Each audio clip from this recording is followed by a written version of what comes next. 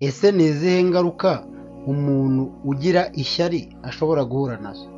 Ntucikwe n'iyi video. Umuntu ugira ishyari ahura n'ingaruka nyinshi, yaba mu buzima bwe bwite ndetse no mu mibanire ye n'abandi. Dore zimwe mu ngaruka zishobora kumubaho rero. Kubaho mu gahinda gahoraho.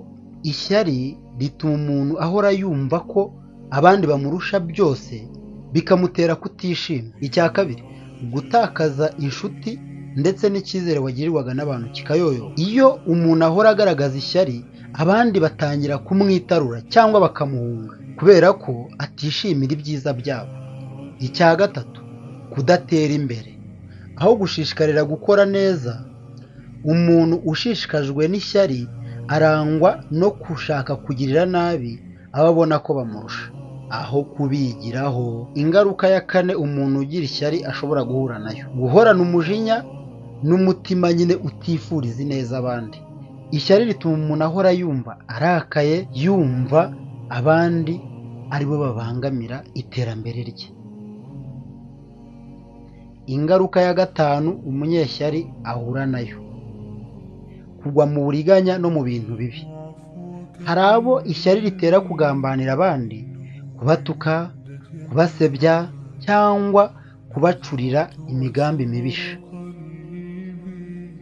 Ingaruka ya gatandatu umunyeshyari ahura nayo: gutakaza icyizere n'icyubahiro.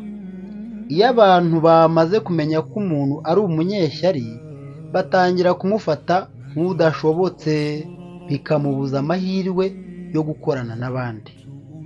Ingaruka ya karindwi umunyeshyari ahura nayo: kuzahara mu mutima no mu mubiri. Kubaho ababaye, yifitemo inzika n'umujinya, bishobora kumutera indwara z'umutima, stress, ndetse bikaba byanamukurizaho kugira indwara zo mu mutwe. Mwitonde, mugabanye ishyari mudasara. Sinasoza ntatanze inama ku banyeshyari rero, ntacyo naba mbafashije. Inama ya mbere ku banyeshyari: reba ibyiza byawe aho guhora ureba iby'abandi. Iga kwishimira intambwe yawe mu buzima, mbese iga kunyurwa n'uko umeze uko nguko. Indi nama: aho kugirira abandi ishyari, bakureho isomo ryo gukora cyane kandi binyuze mu mucyo. Irinde uburiganya mu bintu ukora kugira ngo ukunde wemerwe. Indi nama ikomeye: shimira Imana ku byo ufite kandi uharanire kwiteza imbere aho guhora utega abandi iminsi. Ishyari ntacyo ryubaka, ahubwo rirasenya. Umuntu wumva afite ishyari, ni byiza ko yiga uburyo bwo kwikunda no kwishimira abandi kugira ngo abeho anezerewe. Peace and love. Mwibutsa ko ibyo uzi n'ibyo nzi tuje byabyara ikintu cya boom fire.